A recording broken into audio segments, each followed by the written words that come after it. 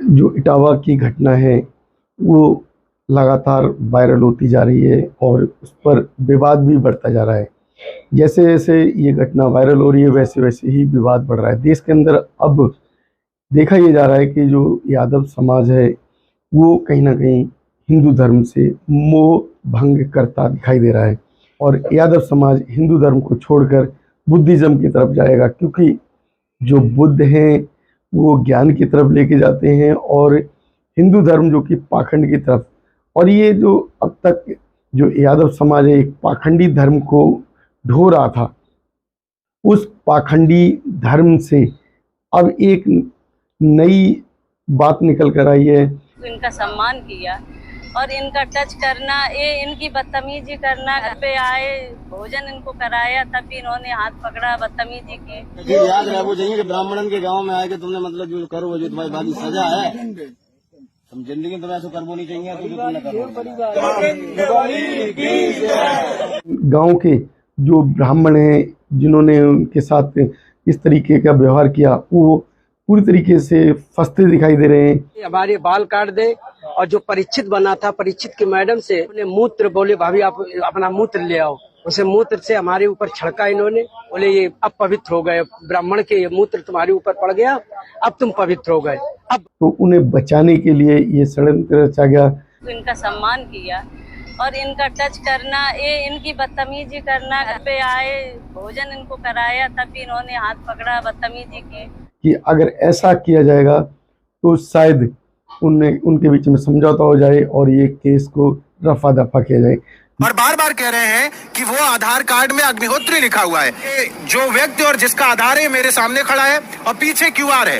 किसी को चेक करना है तो आधार की वेबसाइट पर जाकर चेक कर सकते हैं। पूरा फोकस रखना है। लेकिन अगर देश के अंदर इसी तरीके से समझौते होने लगे तो देश के अंदर जो ब्राह्मणवाद है पूरी तरीके से हावी हो जाएगा और वो पूरी अपनी सत्ता पर साम्राज्य स्थापित कर लेगा। जो चाहेगा वो काम करेगा। वो सरकार किस तरीके से ब्राह्मणवादियों का साथ देती है और उनके खिलाफ अगर कोई केस होता है तो उन केसों को रफा दफा करने की कोशिश करती है। तो ये मनुवादी व्यवस्था को किस तरीके से खत्म किया जा सकता है, इस पर भी सोचने की बात है। बाबा साहब अम्बेडकर ने इस मनुवाद को खत्म करने के लिए उन्होंने मनुस्मृति को जलाया था और शायद बाबा साहब अगर आज जीवित होते तो इस मनुस्मृति को पूरी तरीके से जलाकर खत्म कर देते और जो हिंदू धर्म के जो भी ग्रंथ हैं शायद उन ग्रंथों पर भी खतरा मंडरा था। क्योंकि महिला ने जो आरोप लगाए हैं, जिस महिला पर आरोप लगाया गया था कि उसके पेशाब से उनका जो शुद्धिकरण किया गया है और शुद्धिकरण के बाद उन्हें अभद्र बातें भी कही गई थी।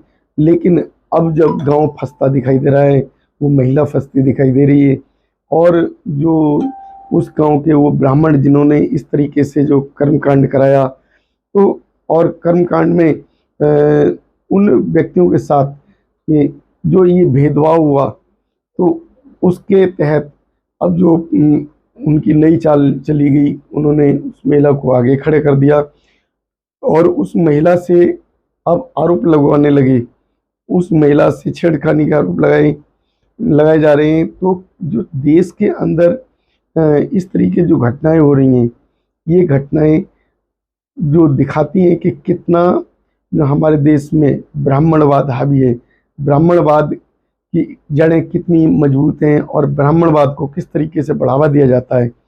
अगर देश के अंदर ब्राह्मणवाद इसी तरीके से हावी रहा तो हमारे देश की जो व्यवस्थाएं हैं वो छिन्न भिन्न हो जाएंगी और वो दिन दूर नहीं जब हिंदू धर्म पूरी तरीके से अस्त व्यस्त हो जाएगा और इस देश में उन्हें बुद्धिज़्म की स्थापना होगी। बुद्ध के उसी ज्ञान की तरफ लोग जाने लगे हैं जिस ज्ञान की बाबा साहब ने चर्चा की थी और बाबा साहब ने बुद्ध को इस देश में पुनर्जीवित किया था। बाबा साहब ने कहा था कि हिंदू धर्म पाखंडवाद पर आधारित है और हिंदू धर्म के अंदर सिर्फ और सिर्फ पाखंड है, उसके अंदर किसी भी अन्य जाति को कोई स्थान नहीं है।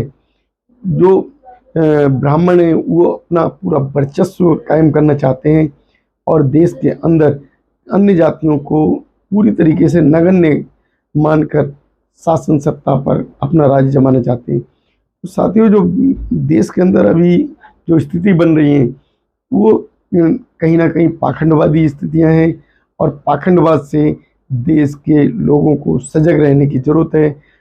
देश जो है वो इस तरीके से जो घटनाएं हो रही हैं वो उनसे दिखाई दे रहा है कि देश के अंदर किस तरीके से ठाकुरवाद या पाखंडवाद या मनुवाद जो हावी है अभी वर्तमान सरकार में, जो वो जिनके साथ इस तरीके से घटनाएं घटी गई और वो यादव समाज के लोग, वो दलित समाज के लोगों के साथ अत्याचार हुआ, उस अत्याचार के खिलाफ अब साजिश जो रची जा रही है ये कहीं ना कहीं शासन प्रशासन का एक सोचा समझा एक षड्यंत्र है, एक नई चाल चली गई जिससे कि इस गांव के जो ब्राह्मण हैं जिन्होंने उनके साथ इस तरीके का व्यवहार किया वो पूरी तरीके से फंसते दिखाई दे रहे हैं। तो उन्हें बचाने के लिए ये षड्यंत्र रचा गया कि अगर ऐसा किया जाएगा तो शायद उनके बीच में समझौता हो जाए और ये केस को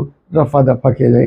लेकिन अगर देश के अंदर इसी तरीके से समझौते होने लगे तो देश के अंदर जो ब्राह्मणवाद है पूरी तरीके से हावी हो जाएगा और वो पूरी अपनी सत्ता पर साम्राज्य स्थापित कर लेगा, जो चाहेगा वो काम करेगा और अपनी रणनीति को इसी तरीके से बनाता जाएगा, मारेगा भी, पीटेगा भी, दलितों पर अत्याचार भी करेगा, लेकिन यदि दलित कुछ कहेगा तो उसका शोषण होगा। तो जो ब्राह्मण समाज के ये लोग जो दलित समाज पर इस तरीके का जो अत्याचार करते हैं वो अत्याचार आज केवल और केवल भारत में देखा जाता है।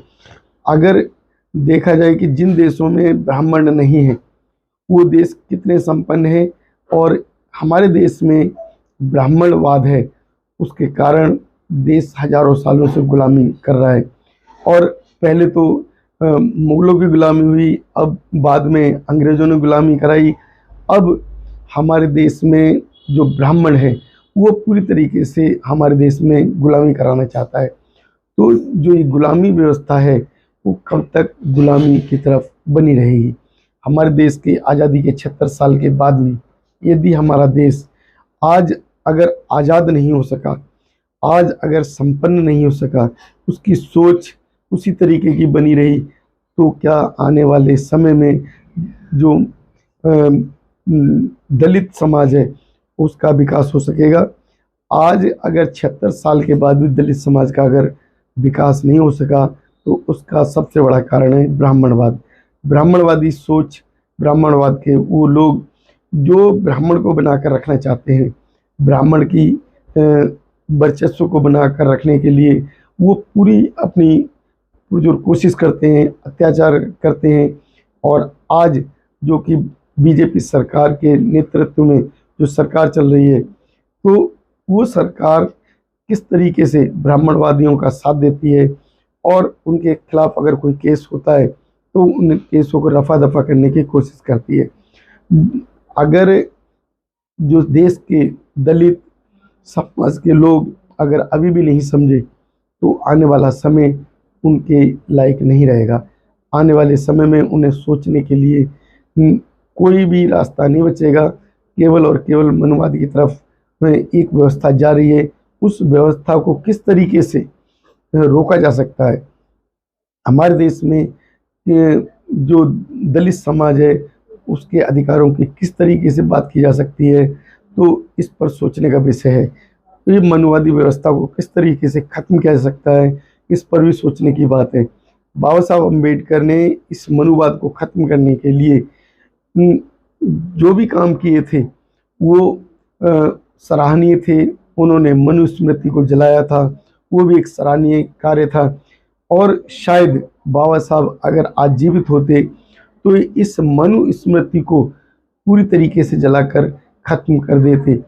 और जो हिंदू धर्म के जो अन्य जो भी ग्रंथ हैं शायद उन ग्रंथों पर भी खतरा मंडरा था, क्योंकि अगर बाबा साहब होते तो जितने भी ग्रंथ हैं हिंदू समाज के वो भी आज खत्म हो जाते। तो बाबा साहब को इन्होंने जो षड्यंत्र करके जो ख़त्म कर दिया, बाबा साहब की विचारधारा को ख़त्म कर दिया, ये एक सोचने का विषय है, क्योंकि बाबा साहब ने इस हिंदू धर्म को ख़त्म करने की जो पहल की थी और उसमें अपनी पूरी कोशिश के साथ इसे ख़त्म करने का एक मिशन चलाया था। उन्होंने बुद्ध धर्म को प्रचार प्रसारित किया था और बौद्ध धर्म को स्वीकार किया था। तो साथियों, आप इस वीडियो से कितने सहमत हैं हमारे चैनल पर अवश्य बताएं। वीडियो को लाइक और शेयर करें, कमेंट बॉक्स में कमेंट अवश्य करें, चैनल को सब्सक्राइब करना ना भूलें। धन्यवाद।